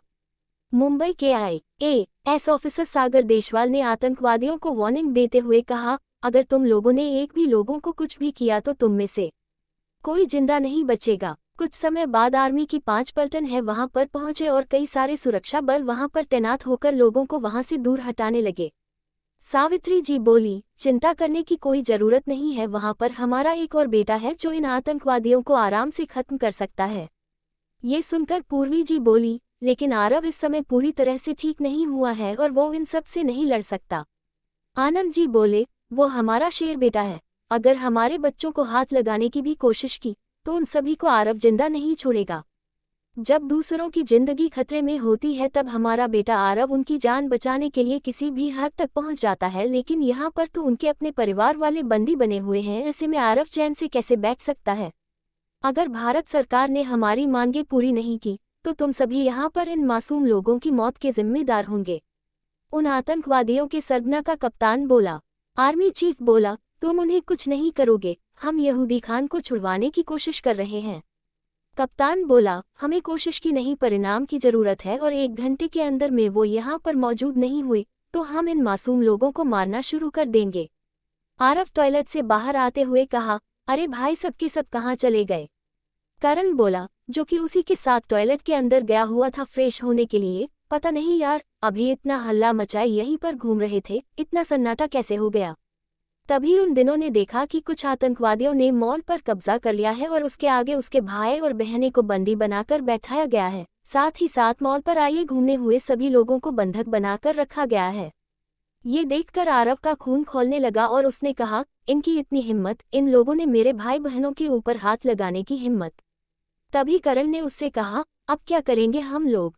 शॉपिंग मॉल के अंदर आने से पहले मैंने अपना रिवॉल्वर गाड़ी में ही छोड़ दिया था, अब हम बिना रिवॉल्वर का उनका सामना कैसे करेंगे। तुम उसकी चिंता मत करो, हमें कुछ न कुछ करके इन सभी मासूम लोगों की बचाना होगा।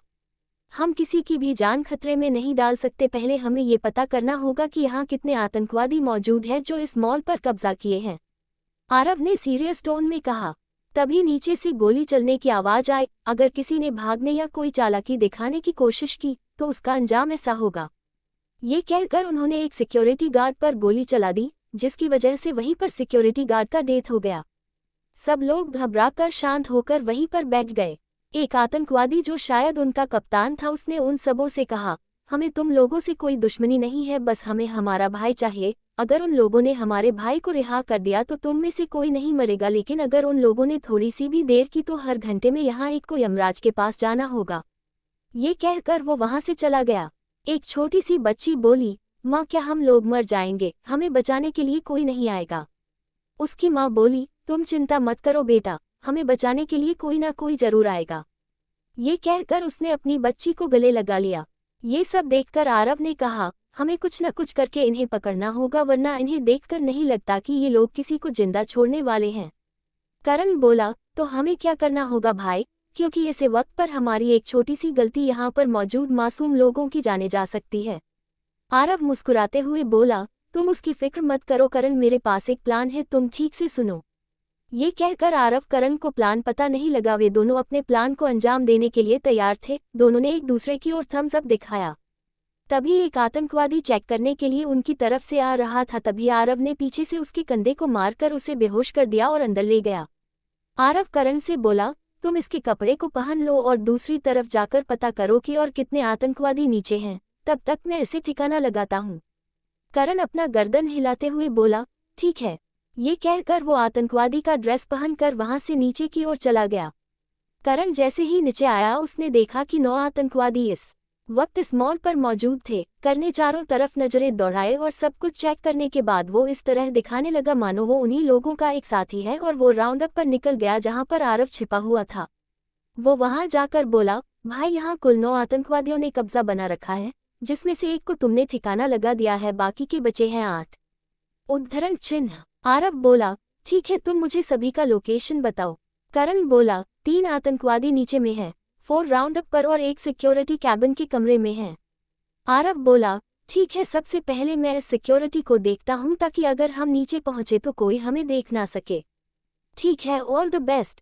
करण बोला। ये कहकर वो नीचे की ओर चला गया।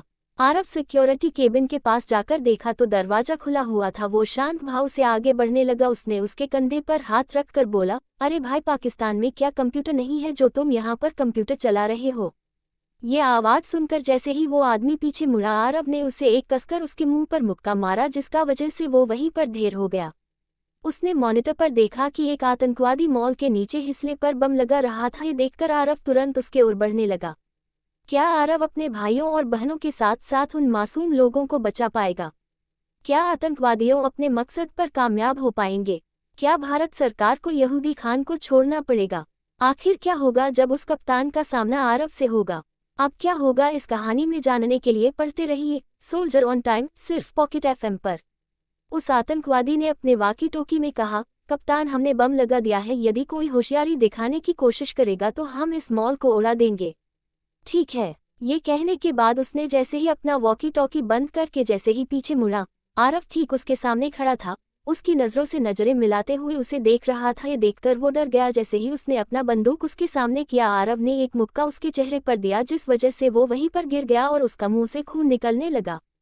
जैसे ही वो अपना वॉकी टॉकी पकड़ने ही वाला था, आरव उसके हाथ पर अपने पाँव रखकर कहा, तुम्हें लोगों की जान लेने का बड़ा शौक है ना? मुझे भी तुम जैसे लोगों का जान लेने का बहुत शौक है।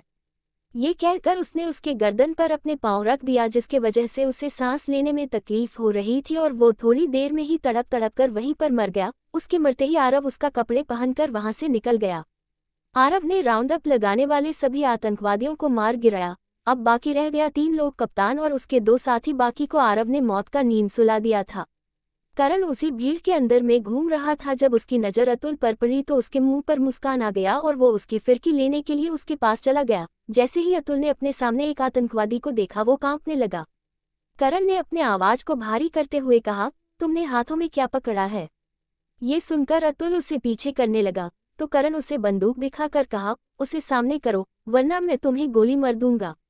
अतुल घबराते हुए बोला, मैं नहीं दूंगा, ये मेरा है। ये सुनकर करण मुस्कुराते हुए बोला, अगर तुमने उसे सामने नहीं किया तो मरने के लिए तैयार हो जा। करण की बातों को सुनकर अर्जुन गुस्से में उठने ही वाला था कि अभय उसे पकड़कर बोला, रुक जा भाई, रुक जा। फिर अभय अतुल की तरफ देखकर बोला, जो वो मांग रहे हैं उसे वो चीज दे दो। अतुल बोला, मैं ये नहीं दूंगा, ये मेरा है। अतुल गुस्से में बोला, चुपचाप उसे दे दो, तुम्हें वो प्यारी है या अपनी जान? अभय की बातों को सुनकर अतुल मन में बोला, मैं तो खाता रहूंगा लेकिन उसके लिए मेरी जान भी जरूरी है। ये कहकर उसने हाथ पर पकड़ी चिप्स का पैकेट करण को देते हुए कहा, ये लो। करण बोला, तुम्हें डर नहीं लगता? यहाँ पर बैठे सभी लोग डर कर बैठे हुए हैं और तुम यहाँ मजे से चिप्स खा रहे हो। करण की सीरियस आवाज को सुनकर अतुल घबराते हुए बोला, मुझे डर नहीं लगता, मेरा एक भाई आर्मी में है, अगर उसे पता चला ना तो वो तुम लोगों को जिंदा नहीं छोड़ेगा। ये सुनकर उसके बगल में खड़े एक आतंकवादी हंसते हुए बोला, इस वक्त तुम्हारी जान की फिक्र कौन करेगा? उस आतंकवादी की बातों को सुनकर अतुल शांत हो गया। करण मन में बोला, तुम चिंता मत करो छोटे, तुम्हारा भाया ही रहा होगा। आदित्य मुस्कुराते हुए बोला, अबे भुक्कड़, अभी तुमने अगर उसे चिप्स नहीं दिया होता तो वो तुम्हें जान से मार देता।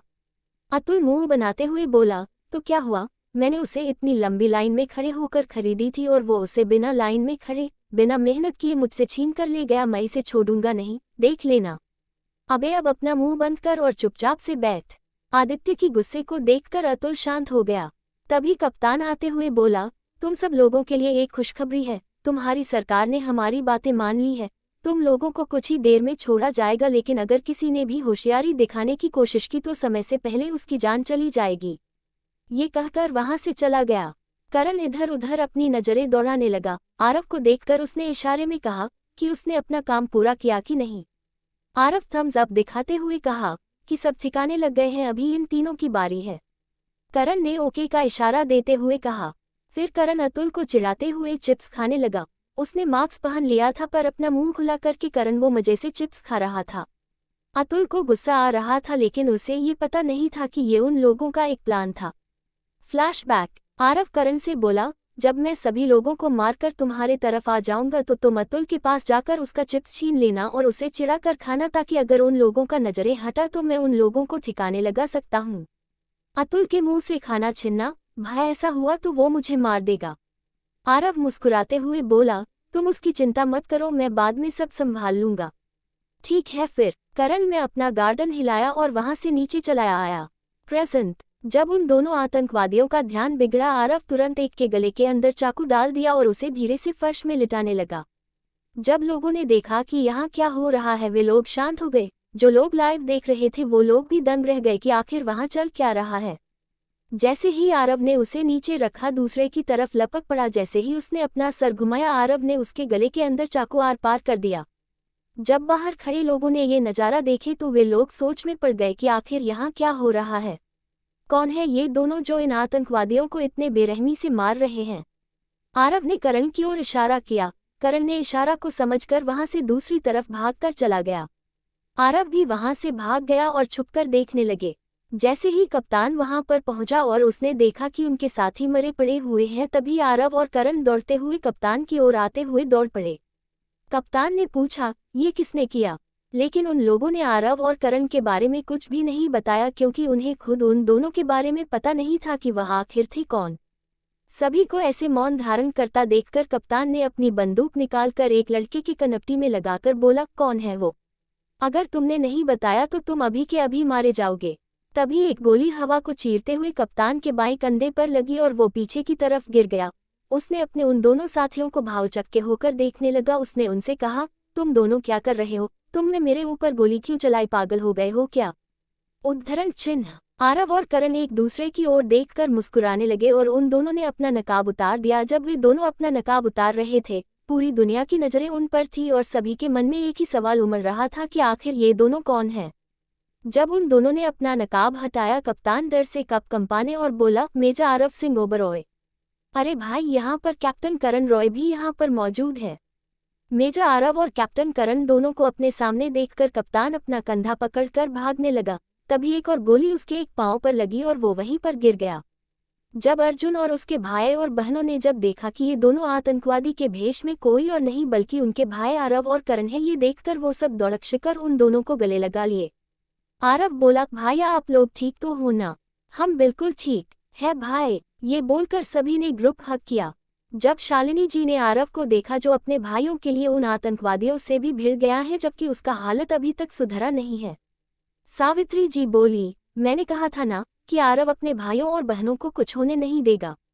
अर्नव जी बोले, तुमने सही कहा सावित्री, अगर कोई उनके भाइयों पर उंगली उठाना भी चाहे तो इस हादसे के बाद कोई उन पर उंगली उठाने का हिम्मत भी नहीं करेगा। आरव कप्तान के पास जाकर बोला, तुम्हें यहूदी खान चाहिए ना, वो मास्टरमाइंड जो लोगों को इंसान नहीं बल्कि अपने पैरों का धूल समझता है। कश्मीर में उसने कई परिवारों को उजाड़ा, कईयों की जिंदगियां बर्बाद की, उसके वजह से हमने कई सारे आर्मी ऑफिसर खोए और तुम चाहते हो कि हम उसे छोड़ दें? अगर उसे जिंदा रहना होगा तो उसके लिए सलाखें ही काफ़ी है। अगर उसने बाहर कदम रखा तो शायद ही तुम कभी उसे देख पाओगे। कपूर मेंशन। जैसे ही गाड़ी रुकने की आवाज़ आई, सभी लोग भागकर बाहर आकर देखने लगे। प्रेमिका जी आदिति को आकर गले लगा लिया और बोलने लगी, मेरी बच्ची, तुम्हें कुछ हुआ तो नहीं? सब ठीक तो हो ना? ये कहकर वो उसे इधर उधर कर करके देखने लगी और उसके गाल माथे चेहरे पर किस करने लगी। अदिति मुस्कुराकर बोली, मामा मैं बिल्कुल ठीक हूँ, आपको चिंता करने की कोई ज़रूरत नहीं है। मेरे साथ मेरे होने वाले पति और मेरे होने वाले देवर जी हैं, जिन्होंने मेरा बहुत ही अच्छा से ख्याल रखा है। ये सुनकर उन्होंने अर्जुन और आरव की ओर नजरें उठाकर देखने लगी और उन्होंने उन्हें अपने ओर आने का इशारा किया। उन दोनों के आगे आते ही वो उन्हें गले लगाकर बोली, थैंक यू सो मच बेटा, थैंक यू सो मच। हमें तो लगा था कि अब हम अपनी बच्ची को और कभी नहीं देख पाएंगे, लेकिन तुमने हम पर बहुत बड़ा एहसान किया है।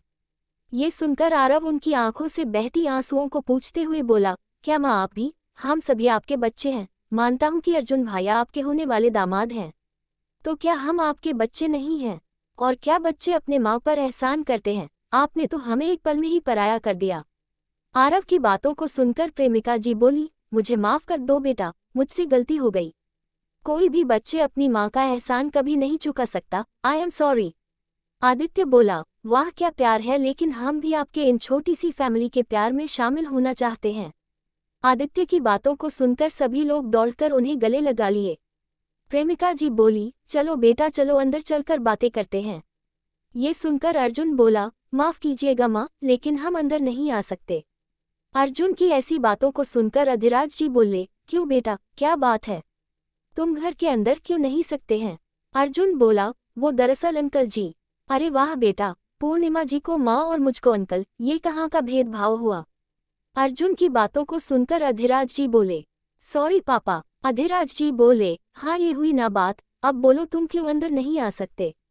अर्जुन बोला, हमारे खानदान के रिवाज के अनुसार जब शादी का समय 10 दिन पहुंच जाता है तो हम दुल्हन के घर पर कदम नहीं रखते और वहां की पानी तक नहीं पीते, ऐसा मेरी मम्मी कहती है। ये सुनकर अधिराज जी हंसते हुए बोले, मॉडर्न जमाने में भी रहते हुए तुम इन सब बातों पर विश्वास करते हो? अर्जुन मुस्कुराते हुए बोला, पापा, अगर मैंने विश्वास नहीं किया तो शायद ही मेरा शादी अदिति के साथ हो पाएगा। अधिराज जी बोले, चलो बेटा, चलो तुम घर जाओ, हम अंदर चलते हमारे घर के अंदर। अधिराज की बातों को सुनकर सभी लोग हंसने लगे। सबने सबको अलविदा किया और घर की ओर निकल पड़े। जैसे ही उन लोगों ने सिंह ओबरॉय मैंशन में कदम रखा, सभी लोग उन्हीं का इंतजार कर रहे थे।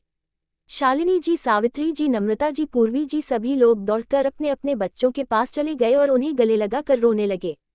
शालिनी जी बोली, मेरी ही गलती थी, मैंने ही तुम लोगों को जबरदस्ती शॉपिंग करने के लिए भेजा था, अब तुम लोगों को शॉपिंग करने की कोई जरूरत नहीं है। वे रोते हुए बोलने लगी। अपनी माँ को ऐसे रोते देखकर आरव बोला, ये गलत है माँ, अगर आज मैं वहाँ मौजूद नहीं होता तो शायद आज कई लोग अपना घर नहीं जा पाते, कई लोग किसी की राह देखते रह जाते और किसी का माँ बेटा भाई बहन भी हो सकता है। हमें लगता है कि हम मुसीबतों से भागते हैं, लेकिन मुसीबतें कभी हमारी पीछा नहीं छोड़ती, इसलिए हमें मुसीबतों से डरना नहीं बल्कि डटकर उनका सामना करना चाहिए।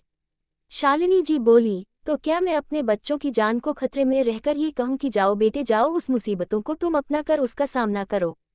आरव अपनी माँ को समझाते हुए कहा, मेरा मतलब ये नहीं है माँ, जो उस मुसीबत का सामना कर सकता है वही होता है असली देशभक्त। शालिनी जी बोली, तुम आर्मी का ज्ञान देना बंद करो और चुपचाप से अंदर चलो। ये कहकर वे सभी अंदर की ओर चले जाते हैं। आदित्य बोला, माँ फटाफट अब जाकर डिनर रेडी करवाए, मुझे बहुत जोरों से भूख लगी है, भाया ने वहां पर कुछ खाने ही नहीं दिया।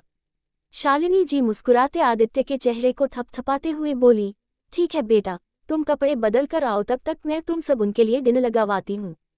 कुछ ही देर बाद सभी लोग डिनर टेबल पर डिनर कर रहे थे। वहीं अतुल की नज़र करण पर टिकी हुई थी। जब करण को लगा कि कोई उसकी तरफ घूर कर देख रहा है तो उसने जैसे ही नजरें घुमा कर देखा तो अतुल ही उसे घूर कर देख रहा है। ये देखकर करण ने इशारे से उसे पूछा कि क्या हुआ, तो अतुल अपना मुक्का दिखाते हुए बोला, तुम तो रुको, मैं तुम्हें देख लूंगा। अतुल को अपना मुक्का दिखाते देखकर करण के चेहरे पर मुस्कान आ गई। नम्रता जी बोली, बेटा अतुल, तुम करण को ऐसे घूर क्यों रहे हो, क्या किया है उसने? आदित्य बोला, अरे कुछ नहीं आंटी जी, करण भैया ने अतुल के सामने ही उसके सारे चिप्स खा लिए, जिसका वजह से वो करण भैया को घूर कर देख रहा है। करण अपनी हंसी कंट्रोल करते हुए बोला, सॉरी, लेकिन उस आतंकवादियों का ध्यान भटकाने के लिए मेरे पास कोई दूसरा तरीका नहीं था, इसलिए मुझे ये तरीका अपनाना पड़ा। अतुल दांत पीसते हुए कहा, तो क्या मैं ही मिला था आपको और कोई नहीं मिल सकता था क्या आपको? करण बोला, ये बात तुम्हें तुम्हारे आरव भैया से पूछना चाहिए, क्योंकि तुम्हारा आरव भैया का ही ये प्लान था। करण की बातों को सुनकर अतुल अब आरव को घूरने लगा। ये देखकर आरव मुस्कुराते हुए बोला, दरअसल मुझे किसी और पर भरोसा नहीं था कि तुमसे बढ़िया कोई उन आतंकवादियों का ध्यान भटका सकता है, इसलिए मैंने करण को तुम्हें परेशान करने के लिए कहा था। आदित्य मुस्कुराते हुए बोला, और भटकाया भी कुछ ऐसा कि उसने उसकी सारे चिप्स खा लिया। ये बोलकर आदित्य जोर जोर से हंसने लगा। अतुल आदित्य की ओर देखकर गुस्से में बोला, आदित्य भाया, मेरे सारे चिप्स चले गए और आपको हंसी आ रही है? मैंने आधे घंटे उस लाइन पर खड़े होकर चिप्स लिए थे और करण भैया ने 2 मिनट भी नहीं लगाए उन्हें खत्म करने के लिए। इन सबों की झगड़े को देखकर दादाजी बोले, अरे यार, अब तुम लोग एक चिप्स के पैकेट के लिए लड़ रहे हो, तुम लोगों को शर्म नहीं आती है? शर्म तो इन्हें करना चाहिए था दादाजी, इनकी वजह से मेरी सारी चिप्स चली गई। अतुल गुस्से से आरव की ओर देखकर बोला। आरव अपनी हंसी छुपाते हुए बोला, तुम उसकी फिक्र मत करो, फिक्र मत करो। फिक्र ना करूं? कैसे फिक्र ना करूं? मुझे उन चिप्स की याद आ रही है, कैसे मैंने उन्हें अपने हाथों से किसी को बलिदान करते हुए देखा है। अतुल की इमोशनल बातें सुनकर सभी लोग दंग रह गए। आरव ने कहा, ठीक है, तुम्हें चिप्स खाना है ना, मैं तुम्हारे लिए कुछ लेकर आया हूं, अगर तुम शांति से खाना खा लेते हो तो वो गिफ्ट मैं तुम्हें दे दूंगा। आरव की बातों सुनकर अतुल खुश हो गया और चुपचाप खाने लगा। ये देखकर सभी लोग हैरान रह गए। जो अभी एक चीज के लिए लड़ रहा था वो चुपचाप गिफ्ट का नाम सुनकर खाना खाने बैठ गया। तभी आरव के मोबाइल पर एक मैसेज की टोन बज उठी। उसने अपना मोबाइल चेक किया और उसके चेहरे पर मुस्कुराहट आ गई। आरव को मुस्कुराते देखकर साहिल बोला, क्या बात है भैया, आप इतना मुस्कुरा क्यों रहे हैं? खुशी की बात है। आरव की बातों को सुनकर राहुल बोला, खुशी? कौन खुशी? आपकी गर्लफ्रेंड है क्या? ये सुनकर आरव खांसने लगा और बोला, अरे पागल हो गए क्या? मुझे डिनर का इनविटेशन आया है, मुझे नहीं बल्कि हमारे पूरे परिवार को। ये सुनकर अतुल बोला, डिनर इनविटेशन? और गैस करो किसने बुलाया होगा हमें डिनर के लिए? आनंद जी बोले, अब तुमने इतने बड़े बड़े काम किए हैं तो कोई बड़ा ऑफिसर ही होगा जो हमें डिनर पर बुलाया होगा। अपने पापा की बातों को सुनकर आरव बोला, वो कोई ऑफिसर नहीं है पापा। दादाजी बोले, ऑफिसर नहीं है तो कौन है वो? उद्धरण चिन्ह। डिनर करने के बाद सभी लोग बैठकर बातें कर रहे थे। आनंद जी बोले, अगर तुम लोगों का कोई दोस्त अभी भी बाकी है शादी में बुलाने के लिए तो तुम लोग बुला सकते हैं, अभी भी इनविटेशन कार्ड बाकी है। बेटा आरव, तुम्हारे दोस्तों को भी बुला सकते हो। ठीक है, मैं अपने दोस्तों को जरूर बुलाऊंगा अर्जुन भाया की शादी में। आरव मुस्कुराते हुए बोला। आनंद जी बोले, करण तुम भी अपने परिवार वालों यहाँ पर बुला लो अर्जुन की शादी में। करण बोला, मेरे पापा आदर्श भाव वाले व्यक्ति हैं, अगर मैं उनको बुलाऊंगा तो वे लोग कभी नहीं आएंगे। शालिनी जी बोली, ठीक है, अपने घर में फोन करो, मैं उनसे बात करूंगी। करण बोला, लेकिन। आनंद जी बोले, लेकिन छोड़ो और फोन लगाओ अपने पापा को। ठीक है अंकल। ये कहकर करण ने फोन लगाया। उत्तर प्रदेश के एक गांव के 2 मंजिला मकान में सभी लोग बैठकर बातें कर रहे थे। तभी रुद्रा प्रताप राय अपने बड़े भाई से बातें कर रहे थे। तभी उसी समय उनका मोबाइल बजने लगा। जब उन्होंने देखा कि उनका बेटा करण उन्हें फोन कर रहा है, ये देखकर उनके चेहरे पर मुस्कान आ गई। अपने भाई के चेहरे पर मुस्कान देखकर बड़े भाई ने कहा, क्या बात है भाया, तुम इतना मुस्कुरा क्यों रहे हो? करण का कॉल आया है। रुद्रा जी ने मुस्कुराते हुए कहा, तो उससे बातें करो जी। ये कहकर उन्होंने कॉल उठाकर कहा, हेलो जी पापा, आप कैसे हैं? दूसरी तरफ से करण बोला। रुद्र जी बोले, हम बढ़िया बाबुआ, तुम कैसे हो? करण बोला, मैं अच्छा हूँ पापा, माँ कैसी है और भाई दोनों ही ठीक है। रुद्रा जी बोले, तुम कब आ रहे हो बाबूशा, तुम्हारी बहुत याद आती है। करण मुस्कुराते हुए बोला, मुझे भी आप लोगों की बहुत याद आती है। फिर उसने आनंद जी की ओर देखकर बोला, हाँ पापा, आपसे कोई बात करना चाहते हैं। ये सुनकर रुद्र जी असमंजस से बोले, कौन है बेटा? करण बोला, मेरा एक दोस्त की माँ है। ठीक है बेटा, मोबाइल दे दो, हम बात करते हैं। अपने पापा की बातों को सुनकर करण ने अपना मोबाइल शालिनी जी की ओर बढ़ा दिया। शालिनी जी बोली, नमस्ते भाई साहब। दूसरी तरफ से रुद्रा जी बोले, जी नमस्ते। शालिनी जी बोली, नमस्ते, मैं आरव की माँ बोल रही हूँ। जी कहिए बहन जी। उद्धरण चिन्ह। रुद्र जी नम्र आवाज में बोले। शालिनी जी बोली, दरअसल मेरे बड़े बेटे अर्जुन की शादी होने वाली है, इसीलिए मैं आपको अपने बेटे की शादी में आमंत्रित करना चाहती हूँ। शालिनी जी बातों को सुनकर रुद्र जी अपने छोटे भाई की ओर देखकर बोला, लेकिन हम कैसे आ सकते हैं? हम तो आपको जानते भी नहीं हैं। रुद्र जी की बातों को सुनकर कहा, क्या मतलब है भाई साहब, मैं कुछ नहीं सुनना चाहती हूँ, आपको आना ही होगा। और कौन कहता है कि आप हमें नहीं जानते हैं? आपका बेटा हमें जानता है, वही बड़ी बात है। शालिनी जी की बातों को सुनकर रुद्र जी बोले, ठीक है, हम कोशिश करेंगे। शालिनी जी बोले, अगर आप आ नहीं पाएंगे तो मैं गाड़ी भिजवा दूंगी, ठीक है भाई साहब। उद्धरण चिन्ह। रुद्र जी बोले, अरे उसकी कोई जरूरत नहीं है, हम जरूर आएंगे आपके बेटे की शादी में शरीक होने के लिए। ठीक है, आपने बेटे से बात करिए।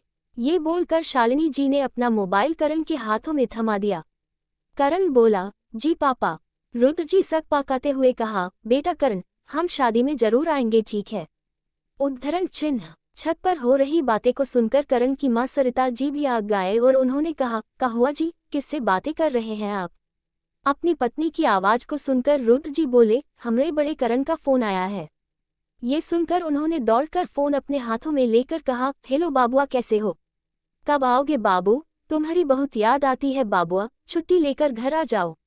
अपनी माँ को नॉन स्टॉप बोलता देखकर करण बोला, माँ हमें भी तो कुछ बोलने दो, मैं अभी मुंबई में हूँ, मेरा दोस्त आरव के बड़े भाई की शादी है और आप सभी को आना है, ठीक है। बाबुआ, तुम मुंबई में हो और हमें अब बताए रहे हो। अपनी की बातों को सुनकर करण बोला, माँ मैं अभी ड्यूटी पर हूँ, मुझे कोई छुट्टी नहीं मिली है। ओ अच्छा, ठीक है बाबुआ, रखते हैं, अपना ध्यान रखना। जी माँ, ये कहकर करण कॉल कट कर दिया। शालिनी जी करण से बोली, तुम अपने परिवार वालों से मिलने क्यों नहीं चले गए बेटा, तुम्हें भी तो अपने परिवार वालों की याद आती होगी ना। करण मुस्कुराते हुए बोला, याद तो आती है आंटी, लेकिन मैं अभी भी ड्यूटी में हूँ, मुझे कोई छुट्टी नहीं मिली है। मुझे आरव सर का ध्यान रखने को कहा गया है, ऐसे में मैं अपनी ड्यूटी को छोड़कर कैसे जा सकता हूँ। ये सुनकर शालिनी जी बोली, ओ अच्छा, पर कोई बात नहीं है, तुम अपने परिवार वालों से अर्जुन की शादी में मिल सकते हो। करण मुस्कुराने लगा और बोला, जी आंटी थैंक यू, कोई बात नहीं है। कुछ देर में सभी लोग सोने चले गए। अगला दिन दोपहर के 3 बजे अतुल और आदित्य दोनों ही कपड़ों का जामघट लगाए बैठे हुए थे। ये पहनूं कि ओ पहनूं, नहीं नहीं ये बढ़िया लग रहा है, इसी को पहन कर आ जाऊंगा, नहीं इसको तो मैंने सक्सेना के बड़े बेटे की शादी में पहना था, नहीं ये वाला बढ़िया है, नहीं इसे तो मैंने फास्ट डेट पर पहना था, ये पुराना हो गया कि ये पहनो, समझ में नहीं आ रहा है कि मैं क्या पहनूं। उद्धरण चिन्ह। तभी अतुल की मां नम्रता जी आती हुई दिखाई पड़ी। जब उन्होंने कमरे की हालत स्टोर रूम जैसे दिखाई पड़ा, उन्होंने अतुल की डांट लगाते हुए कहा, क्या तुम पागल हो गए हो या तुम्हारा कोई सामान खो गया है जो तुमने अपने कमरे की हालत स्टोर रूम जैसे बना रखे हो। ये सुनकर अतुल अपनी माँ की ओर देखकर बोला, आप सही समय पर आए हैं माँ, जल्दी से जल्दी मुझे एक अच्छे कपड़े ढूंढ कर दीजिए। नम्रता जी बोली, तुम कहीं जा रहे हो क्या, किसी फ्रेंड्स के पार्टी में। ये सुनकर अतुल बोला, अरे नहीं माँ, आज के दिन के लिए मुझे सबसे अच्छे से तैयार होना है ताकि मेरा इंप्रेशन खराब ना हो। नम्रता जी बोली, ठीक है, मैं तुम्हारे लिए कपड़े ढूंढ लेती हूँ, तब तक तुम बाकी कपड़े को कबर्ड के अंदर में डालो। जी माँ, फटाफट, देरी नहीं होना चाहिए। ठीक है, पहले तुम इन्हें इनकी स्थान पर रखो। अगले दिन सुबह सब नाश्ते की टेबल पर बैठे हुए थे। नम्रता जी सबों की ओर देखकर बोली, हमने सोचा भी नहीं था कि हम एक दिन मिस्टर प्रेसिडेंट डिनर करेंगे। ये सुनकर सभी ने आरव की ओर देखकर बोला, थैंक यू बेटा, आज तुम्हारी वजह से हमें मिस्टर प्रेसिडेंट के साथ डिनर करने का मौका मिला। अभय बोला, हाँ भाई, तुम्हारी वजह से आज हम मिस्टर प्रेसिडेंट के साथ डिनर करके आए, हमने तो कभी सोचा भी नहीं था कि ऐसा भी दिन आएगा कि आमने सामने बैठकर हम मिस्टर प्रेसिडेंट से बातें करेंगे।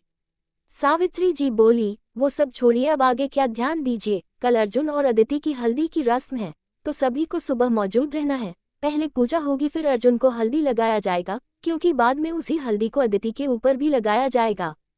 शालिनी जी करण की ओर देखकर बोली, बेटा करण, तुम्हारे मम्मी पापा कब तक आने वाले हैं। ये सुनकर करण बोला, जी आंटी, मैंने उन्होंने कॉल किया था, 10 बजे तक वो सभी स्टेशन पहुंच जाएंगे। करण की बातों को सुनकर आनंद जी बोले, तुमने उन्हें रेल यात्रा करने को क्यों कहा, वे चाहते तो हम अपना प्राइवेट फ्लाइट भेज देते उन्हें लाने के लिए।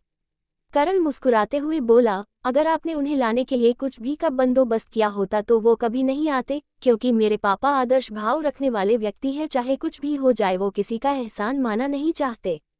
आनंद जी बोले, बेटा ये कोई एहसान तो नहीं है। करण बोला, आपको लगता है कि यह एहसान नहीं है, लेकिन मेरे पापा को कौन समझाए जो पुराने खलात वाले व्यक्ति हैं। ये सुनकर सब लोग हंसने लगे। तभी करण की मोबाइल बजने लगा, उसने स्क्रीन पर देखा तो उसके पापा उसे कॉल कर रहे थे। उसने फटाक से कॉल उठाकर कहा, जी पापा, कहाँ पर पहुँचे। ये सुनकर रुद्र जी बोले, बेटा हम मुंबई पहुँचने ही वाले हैं। ठीक है पापा, मैं थोड़ी देर में गाड़ी लेकर स्टेशन पर पहुँचता हूँ, आप लोग वहीं पर रहिएगा। ये सुनकर रुद्र जी बोले, ठीक है बेटा, हम लोग इंतजार करेंगे। ये कहकर उन्होंने कॉल कर दिया।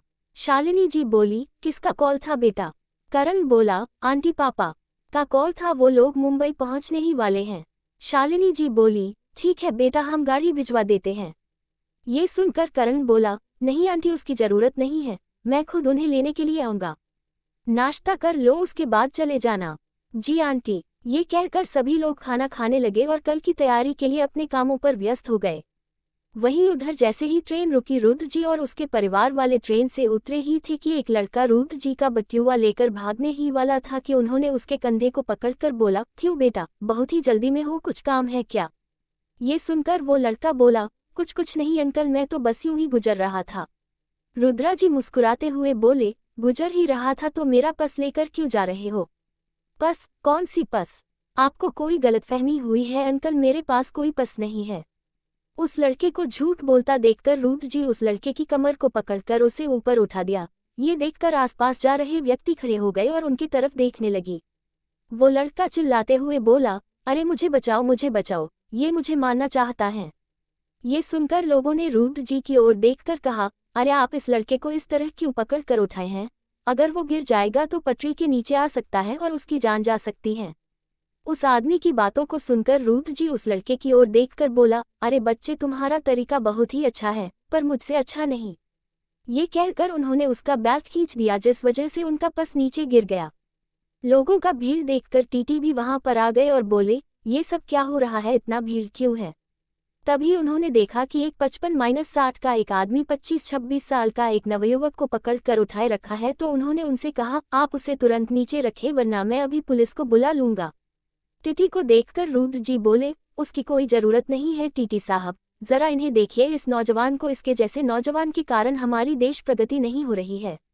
पता है बच्चे, तुम इस उम्र में चोरी चौपाटी करते हो, उस उम्र में मेरा बेटा आर्मी में काम करता है और तुम शर्म करो, शर्म अपनी नहीं, कम से कम अपने परिवार वालों का तो फिक्र करो। अगर तुम्हें कुछ हो जाए तो उन्हें संभालने के लिए कौन रहेगा? ये सुनकर उस लड़के ने रुद्र जी की पैर पकड़कर बोला, मुझे माफ कर दीजिए अंकल, आगे से मैं चोरी चापाटी करना बंद कर दूंगा। लेकिन मैं खुशी से चोरी चापाटी नहीं करता हूँ, ये मेरी भी मजबूरी है अंकल। ये सुनकर रुद्र जी ने अपने पास से 2000 का नोट उस लड़के को देते हुए कहा, अगर तुम्हारी कुछ मजबूरी है तो नौकरी करो और उस मजबूरी को खत्म करो। ये कहकर उन्होंने उस लड़के को पैसा थमा कर वहां से चले गए। तभी उनकी नज़र अपने बड़े बेटे करण पर पड़ी। करण दौड़कर आया और उसने अपने मम्मी पापा के पांव छूकर आशीर्वाद लिया। अपने बेटे को देखकर रुद्र और सरिता जी भावुक हो गए और उन्होंने उसे गले लगा लिया। तभी पीछे से वरुण बोला, अरे भाई मैं भी हूँ इधर। अरे तू पीछे क्यों खड़ा है, इधर आ। करण बोला और ये कहकर उसने भी उसे गले लगा लिया। रुद्र जी कुछ समझ नहीं रहे थे कि वो मुंबई में क्या कर रहा था जबकि उसकी पोस्टिंग तो कश्मीर में थी। उन्होंने करण से कहा, बेटा तुम्हारी पोस्टिंग तो कश्मीर में थी ना, तो क्या हुआ तुम अचानक मुंबई में आ गए और हमें बताया भी नहीं? अपने पापा की बातों को सुनकर करण ने एक लंबी सांस लेकर कहा, यह एक लंबी कहानी है पापा। दरअसल हम लोग एक मिशन पर गए थे और उस मिशन पर, ये कहकर उसने सारी घटना बता दिया जिसे सुनकर सब लोग दंग रह गए। सरिता जी बोली, वो सच में महान है, हम उस महान व्यक्ति से मिलना चाहते हैं बेटा। चिंता मत करिए मां, मैं उन्हीं के घर में रहता हूँ। फिर सभी लोग सिंह ओबरॉय खानदान के घर के बाहर में पहुंचे तो घर की बनावट को देखकर सब लोग दंग रह गए। रुद्र जी वहां पर चारों तरफ नजरें दौड़ाकर बोले, बेटा क्या हम यहाँ पर रहने वाले हैं? अपने पापा की ऐसी शक्ल को देखकर करण मुस्कुराते हुए बोला, हाँ पापा, यही है मेरे दोस्त का घर। करण की बातों को सुनकर उन तीनों को यकीन ही नहीं हो रहा था कि वो इतने आलीशान बंगलों पर रहने वाले हैं। जब वो लोग अंदर गए तो शालिनी जी उनकी स्वागत में खड़ी हुई थी। उन्होंने कहा, नमस्ते। आए आए, हमें आप ही लोगों का इंतजार था, बड़ी देर लगा दी आप लोगों ने। ये सुनकर रुद्र जी बोले, अरे नहीं बहन जी, दरअसल एक लड़का मिल गया था, हम उन्हें ही ज्ञान दे रहे थे, इसलिए थोड़ा सा देर हो गया, ज्ञान दे रहे थे। ये सुनकर शालिनी जी बोली, ऐसा कौन मिल गया था जिसे आप ज्ञान दे रहे थे? रुद्र जी आहें भरते हुए बोले, था एक नौजवान। आइए अंदर चलते हैं। उद्धरण चिन्ह विश्वास। शालिनी जी ने अंदर आते ही आवाज लगाकर कहा। तभी एक नौकर उनके सामने आकर खड़ा हो गया और कहा, जी मालकिन, तुम इन्हें इनका कमरा दिखा दो। शालिनी जी विश्वास से बोली, जी मालकिन, चलिए साहब। उस नौकर की बातों को सुनकर रुद्र जी बोले, अरे बेटा हमें साहब मत पुकारो, हम तुम्हें साहब लगते हैं क्या? तुम हमें पिताजी या चाचा कहकर पुकार सकते हो। रुद्रा जी की बातों को सुनकर वो नौकर उनकी ओर हैरानी से देखने लगा, क्योंकि आज पहली बार उसके साथ किसी मेहमान ने ऐसा बर्ताव किया था, क्योंकि हर आने वाला मेहमान उनके साथ बुरा ही प्रताप करता है। ये देखकर उसने मुस्कुराते हुए कहा, बोला, ठीक है चाचा जी, आइए मैं आपको आपका कैमरा दिखा देता हूँ। कुछ देर बाद डिनर टेबल पर सभी लोग बैठे हुए थे। आनंद जी कुछ काम से बाहर गए हुए थे। जब उन्होंने करण के माता पिता और उनके भाई को देखा, उन्होंने कहा, अरे भाई साहब कैसे हैं आप? रुद्र की मुस्कुराते हुए बोले, अरे भाई साहब हम बढ़िया हैं, आप बताएं आप कैसे हैं? आनंद जी बोले, हम तो मस्त मौला हैं, आप बताएं आपका सफ़र कैसा रहा? सफ़र तो मत पूछिए, ऐसा सफ़र हम हमेशा ही करते रहते हैं।